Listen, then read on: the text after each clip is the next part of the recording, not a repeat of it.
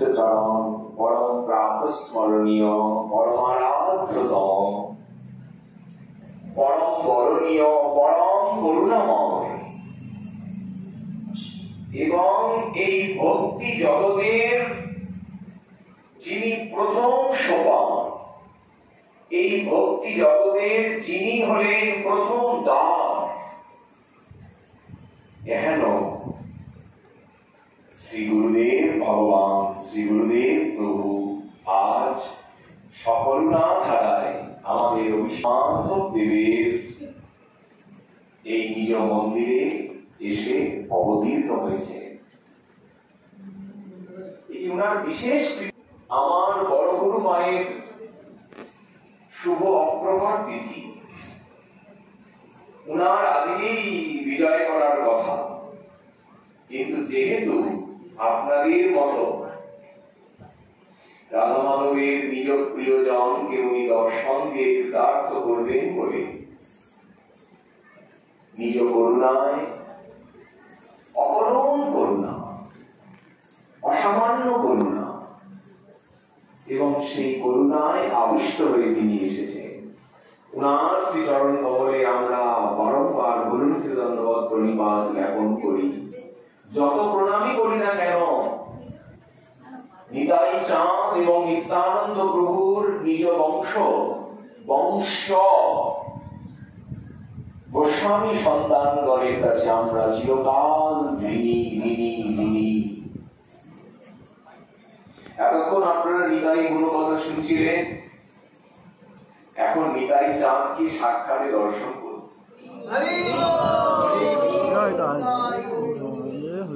তার গুণ গাইলে যে তাকে পাওয়া যায়,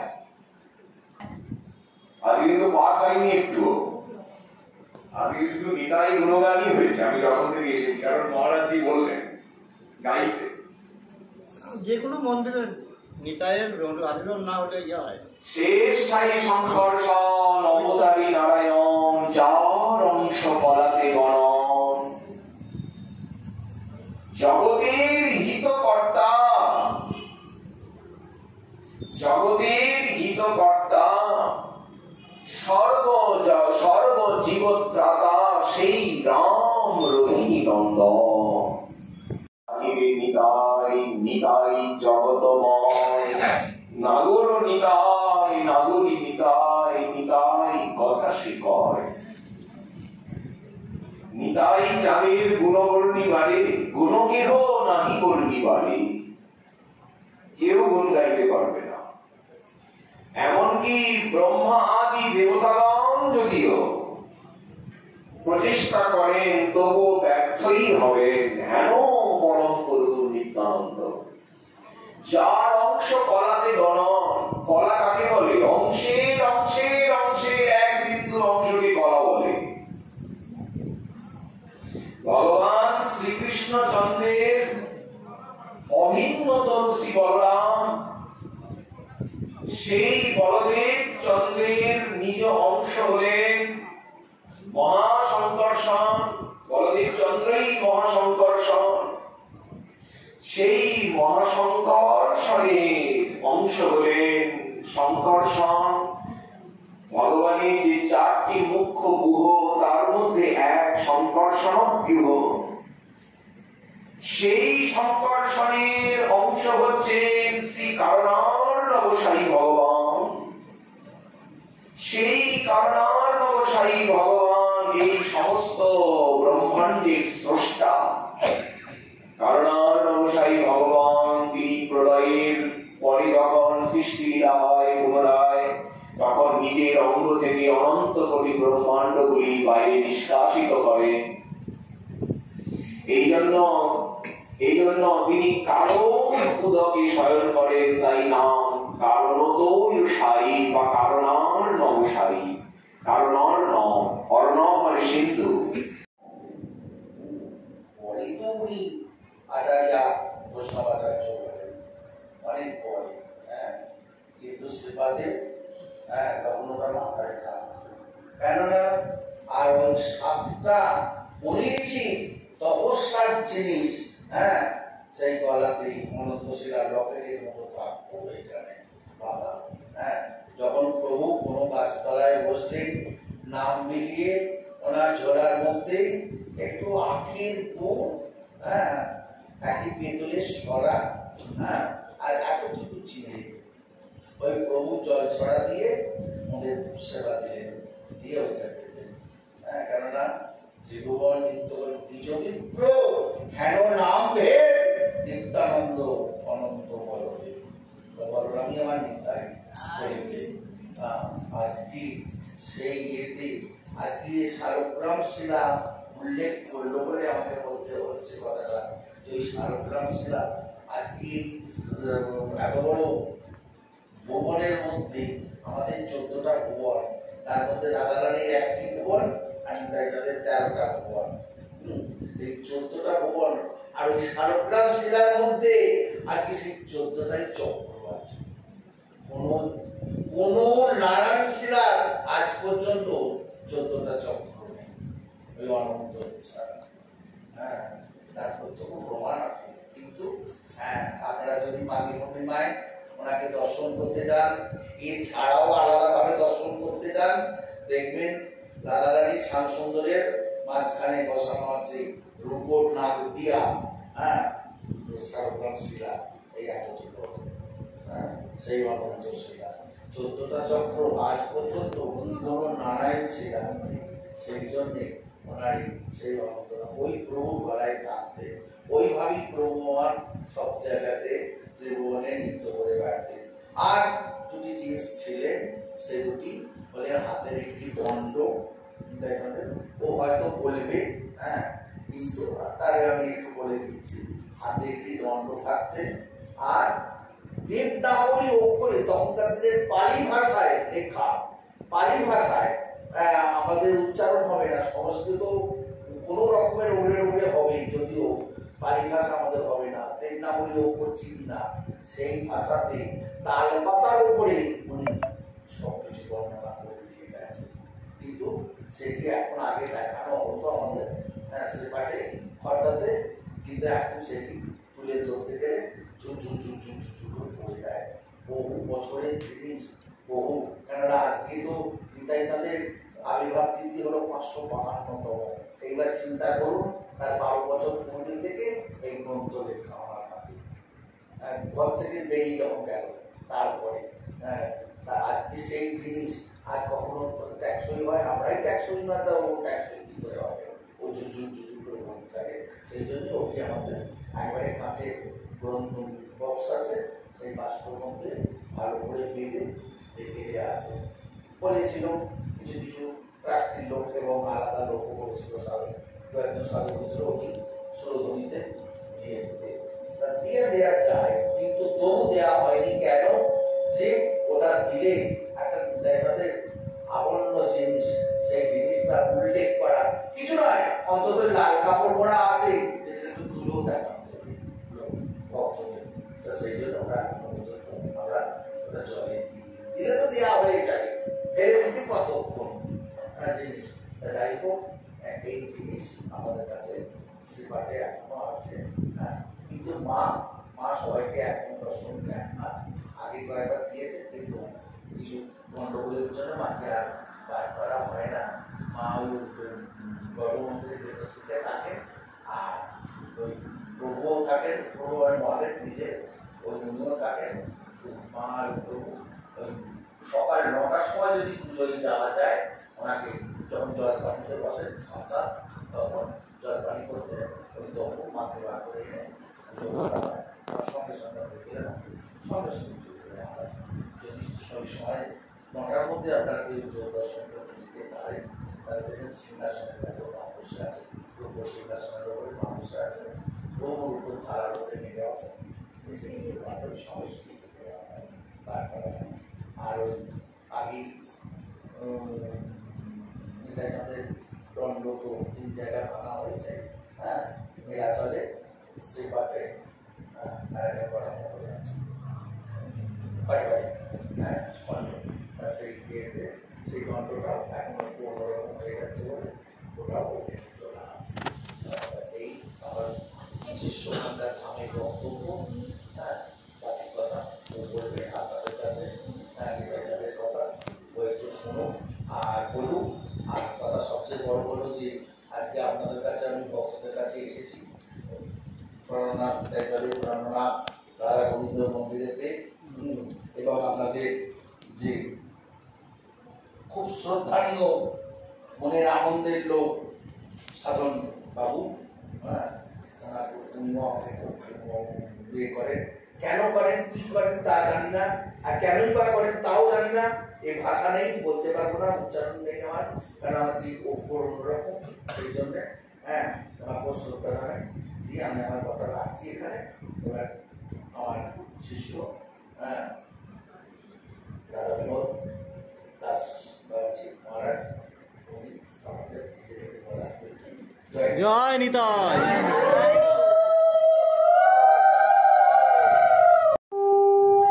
আমার শ্রী গুরুদেবের কাছে আপনি যত প্রাচীন তত্ত্বের বিষয়বস্তু জানতে পারবেন এবং কোথাও পারবেন, অসাধারণ। উনি সব কিছু উনার শ্রী অঙ্গনে যদি আপনারা গিয়ে উনার চরণে বসেন, কিছুক্ষণ পরেই উনি শ্যামসুন্দরের কথা আপনাকে বলতে শুরু করবেন। শ্যামসুন্দর কিভাবে ভোগ লাগে, শ্যামের কোন অকেশনে, কোন উৎসবে শ্যামের কি ধরনের বেশ হয়, শ্যাম কিভাবে গোষ্ঠে যায়, শ্যাম কিভাবে রাস করে, রাসমঞ্চে কিভাবে রাতে থাকে, শ্যামের ভোগ কিরকম হয়, বাল্যভোগ কেমন লাগে, শ্যাম কি জিনিস ভালোবাসে, নিতাই চাঁদ যা ভালোবাসে শ্যাম তাই ভালোবাসে, শ্যাম রাত্রে কি খায়, এই যে ভজনের অষ্টকালীন যে ভজনের স্মরণলীলা, ওনার কাছে বসলে আপনি এমনি এমনি পেয়ে যাবেন, কিছু বলতে হবে। আমাদের গৌড়ীয় বৈষ্ণবগণের পঞ্চধাম আছে এই গৌর মন্ডলে, 5টি ধাম, তার মধ্যে 4 ধামের জয় দিই আমরা। প্রথম হল শ্রী নবদ্বীপ ধাম, মহাপ্রভুর শুভ আবির্ভাব। তারপরে হলো শ্রীপাঠ শ্রী একচক্রা ধাম, যেখানে স্বয়ং বলদেব চন্দ্র নিতাই চাঁদের আবির্ভাব, আজও সেই বাঁকারায় আছে। শ্রী কাটোয়া ধাম, যেহেতু মহাপ্রভুর ওখানে সন্ন্যাস লীলা, কাটোয়াকে ধাম বলা হয়, আমাদের বাড়ি কাটোয়া। আর চতুর্থ শান্তিপুর ধাম, শ্রীমন অদ্বৈত প্রভুর শুভ আবির্ভাব স্থলী। আরেকটি ধাম শ্রী খড়দহ ধাম, কিন্তু শ্রীপাঠ খড়দহ রূপে আমরা জেনে এসেছি, কিন্তু শ্রীপাঠ শ্রী খড়দহ যে গুপ্ত বৃন্দাবন ধাম, খড়দহের মধ্যে যে গুপ্ত ভাবে শ্রীমন মহাপ্রভুর অবতার হয়েছে, এটি খুব কম লোকই জানে।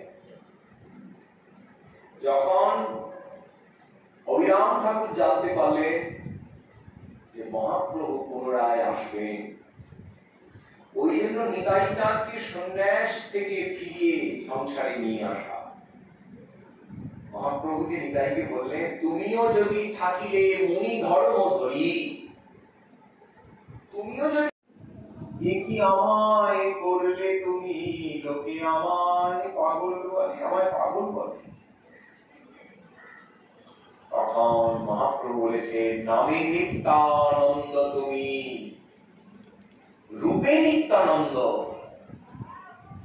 নিতাই, তোমার সঙ্গে কি সাধারণ সংসারী সাধারণ সন্ন্যাসীর তুলনা চলে?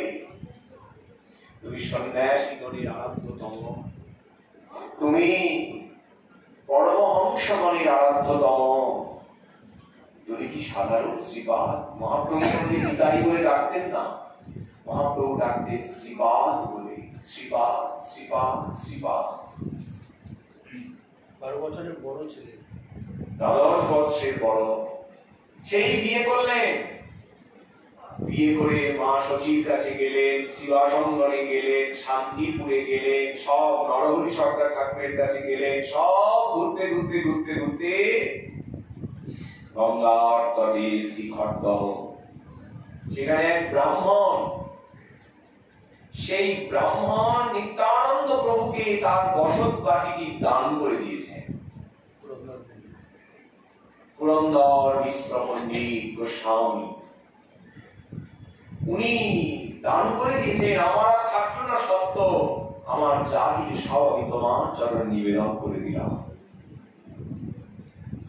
লীলার অন্তিম 20 বৎসর নিতাই চাঁদ এই খড়দহে থেকেছেন কুঞ্জবাটিতে।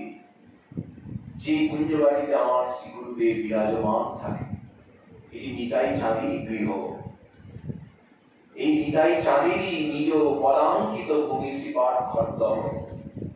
নিত্যানন্দ বিহার ভূমি যেমন এক চক্রা, যেখানে বাঁকারায়ের অঙ্গে শ্রী নিতাই চাঁদের অপ্রকট, তদ্রূপ এই খড়দহ হলো শ্রী নিত্যানন্দ প্রভুর বিহার ভূমি, যেখানে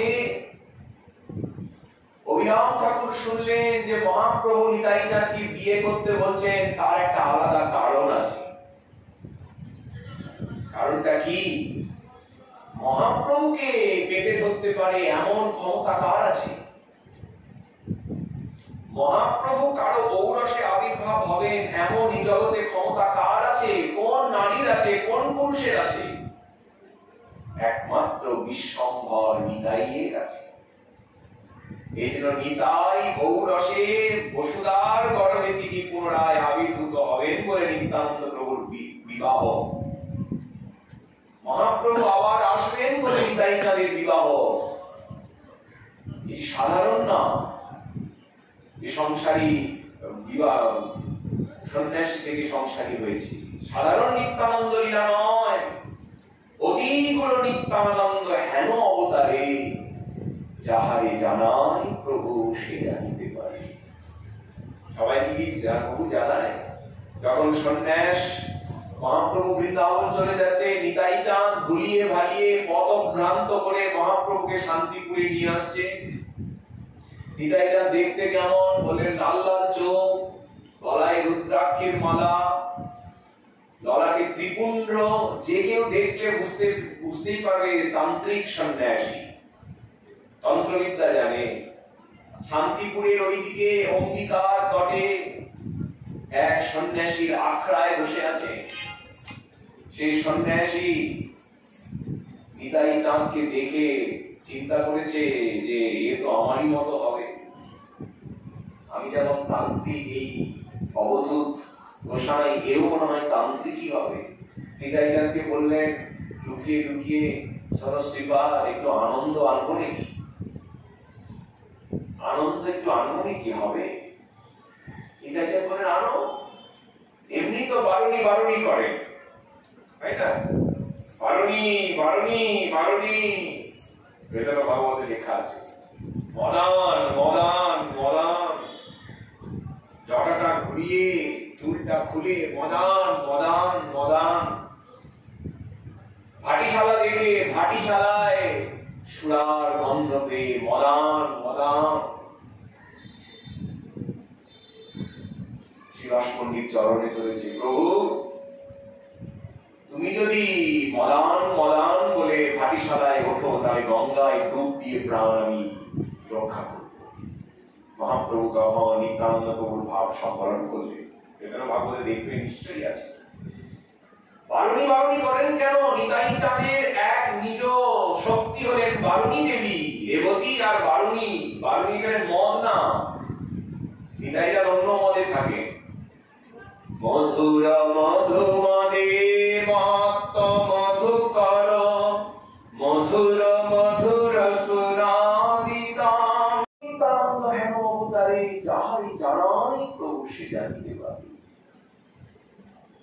এক পাষণ্ডী মহাপ্রভুকে গিয়ে নালিশ করেছে, জানো প্রভু তোমার নিতাই সোনা পড়ে গা ভর্তি, চরণে সেও সোনা পড়ে, চরণে সোনা তো ভগবান পড়ে, আর তোমার শ্রীপাদ চরণে নুপুর পড়ে সোনা, বাজুবন্ধ পড়ে সোনা, কিরিট পড়ে সোনা, সারা অঙ্গে শুধু সোনা সোনা, রূপা কষা তামা সব।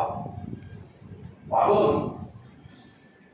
আর জানো যবনকে ধরে স্পর্শ করে, ব্রাহ্মণের ছেলে যবনকে কেউ স্পর্শ করে? মহাপ্রভু কি বললেন? মদিরা যবনী যদি নিত্যানন্দ ধরে, মদিরা যবনী যদি ধরে নিত্যানন্দ, তথাপি ব্রহ্মার বন্ধ, তথাপি জানিও তারে ব্রহ্মার বন্ধ। নিতাই চাঁদ যদি মদিরা ধারণ করে, নিতাই চাঁদ যদি জগৎকে স্পর্শ করে, তবুও ব্রহ্মার বন্দনীয় হয়। তো নিত্যানন্দ প্রভুর ঔরসে যখন জানতে পারলেন অভিরাম ঠাকুর যে মহাপ্রভু আসবেন, সবাইকে প্রণাম করে, ছেলেগুলো সব ত্রিভুবনবাসী হয়ে যায়। ঈশ্বর প্রভু যখন মা জাহ্নবীর কোলে বিরাজমান, যখন প্রণাম করলেন, তখন জানতে পারলেন শ্রী শ্রী অভিরাম ঠাকুর গোস্বামী যে ইনি হলেন সাক্ষাৎ শ্রী গৌরচন্দ্র।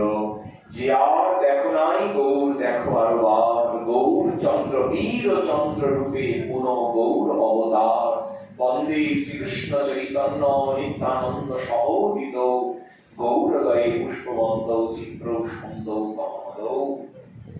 যে ক্ষীরোদশায়ী নারায়ণের কথা আপনারা শুনছিলেন, সেই ক্ষীরোদশায়ী নারায়ণের অবতার সাক্ষাৎ শ্রী বীরচন্দ্র প্রভু যেন কর্ত শ্রীধাম, পঞ্চধামের মধ্যে শ্রী কর্ত।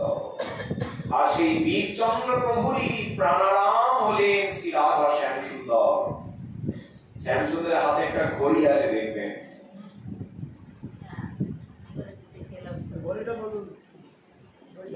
ঘড়িটা কিসের? কেন ঘড়িটা কেন বলে? আমি ঘড়ির দুটো ঘটনা আছে, একটি শ্যামের একটি গোবিলাতে। অভিরাম ঠাকুর মহাপ্রভুর যত পারিষদ আছে, হ্যাঁ ঠিক আছে, মহাপ্রভুর যত পারিষদ আছে তার মধ্যে হলেন কিন্তু অভিরাম ঠাকুর খুব দুর্দান্ত পারিষদ, মানে রাগী, ভারী রাগী পারিষদ। কিন্তু কথা হচ্ছে যার জন্য মহাপ্রভু যখন এই অবতীর্ণ হলেন, এই অবতীর্ণ হওয়ার কারণ কি, শ্রীবাসের ঘরেতে মহাপ্রভু যখন সেবা ভোজন করেন, তখন নিতাই চাঁদের শ্রীপাতের মনে পড়লো শ্রীবাস তো সব কিছু করলো সেবা কাজ, একটি তো সেবা কাজ হয়নি এখনো, নাকি না তম্বুল, হ্যাঁ খাইতে খাইতে প্রভু মনে পড়ে গেল, এক কামড় দিয়ে প্রভু বদনে হেঁটল মহাপ্রভু। হ্যাঁ, কেননা দুজনে দুজনের এতই মিলন যে এ ওরটা খায়, ও ওরটা খায়। হ্যাঁ, আমাদের যেমন এই ওর জিনিস দিস না, সর্বনাশ করবে, তো তাতে কি রোগ আছে আমাদের?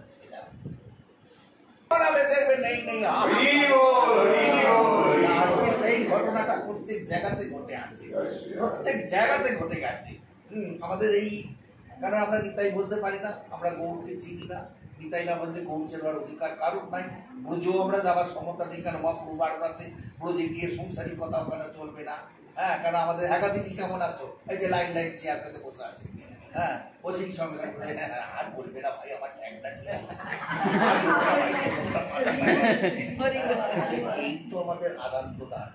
হ্যাঁ, ওরা রাখাবোনা আছেন তো আর বলবে না, আপনি এসেছেন, যাই আমার কথাটা কাজে লেগেছে, আপনি যে আজকে রাধা বিনোদের পাঠ আছে, আপনি এসেছেন যে খুব ভালো, সাধনদা শুনছে পাশ থেকে, এরা কি বলে, কারণ সাধনদা তো লুকোচুরি খেলে, সাধনবাবু তো লুকোচুরি খেলে, রাধা কুণ্ডের লোক তো লুকোচুরি খেলে, কারণ অনন্ত দাস বাবাজি নিয়েতেও শিষ্য তো ওই জন্য লুকোচুরি খেলে, যে ওরা কি বলে আমি চুকিয়ে এই কথা।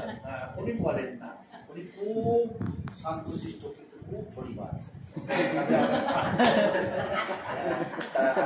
সেই লীলা আকর্ষণ করতে গেলে নিজেকে বিপদে হবে বা নিজে না বিকলে আগে ফেলো, তারপরে পয়সা আগে ফেলে দাও, তারপরে কুড়িয়ে নেবে, ছড়িয়ে দাও সব জায়গায়, তারপরে কুড়িয়ে নেবে।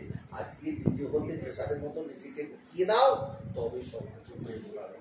আজকে সেই শ্রীবাসের ঘরেতে মহাপ্রভু যখন রাঘবের ঘরে নিত্যানন্দ রাধা হয়েছেন গৌর সুন্দরের বামে, তা ও যে বিশ্লেষণ করলো, সে বিশ্লেষণ বড়ই মধুর।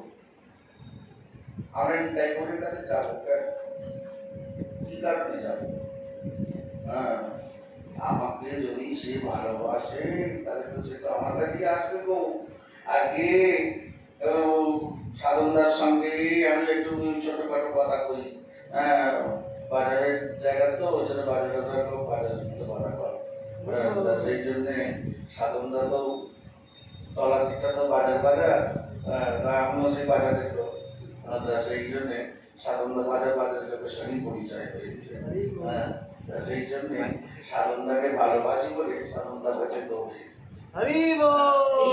সাধনটার টাকাতে তাহলে আজকে আমার তাই গোরের কাছে আমি যাবো কেন?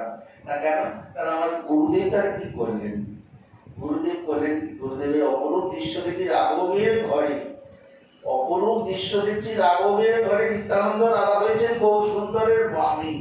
হ্যাঁ, রাধারূপে বিরাজ করতে, কেননা বধুর আমার যেন কোনো রান্না কখনো হয় না। আমার পরাণ বধূ রাধারূপে বিরাজিত করে পরাণ বধূ আমার কেমন আছে বলে সেই জন্য দেখতে যাচ্ছে। তাহলে গুরুদেবের এক অঙ্গ গৌর আর এক অঙ্গ নিতাই।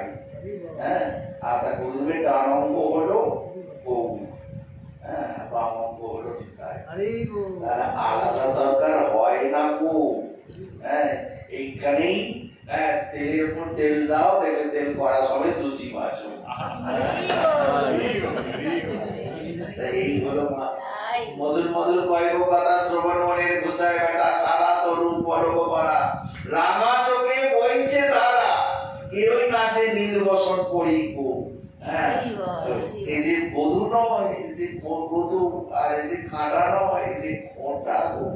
ওই জন্যে সবাই মিলে আমরা আজকে একটু এবার তাই কথা দিয়ে এরপরে বিশ্রামে যাব। এবার নামেও বিশ্রাম হবে, পাঠেও বিশ্রাম হবে, ভক্তরাও বিশ্রামে যাবে, আর আদার ইত্যাদি সব কাজ আছে। ওই জন্য এখানেই নাম রাখছি, নাম পাঠের নাম রাখছি, রেখে সমর্পণ করছি।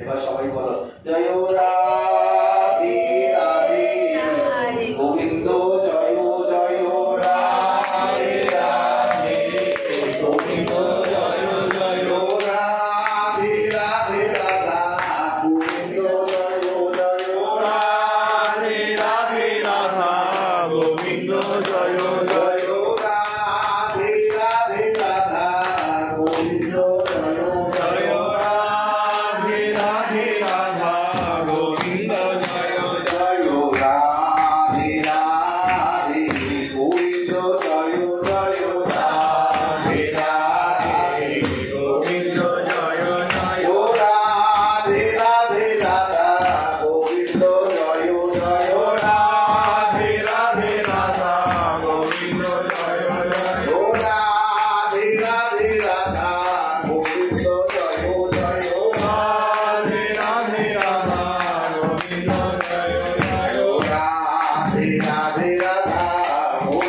জয় জয় রাধে রাধে রাধা গোবিন্দ জয় জয় আমি শোভানু নন্দিনী জয় জয় আমি শোভানু নন্দিনী জয় জয় আকাশ বিলাসী পরিণতি জয় জয় রাধে রাধে গোবিন্দ জয় জয় রাধে রাধে গোবিন্দ জয় জয় রাধে রাধে গোবিন্দ জয় জয় রাধে রাধে গোবিন্দ জয় জয় রাধে রাধে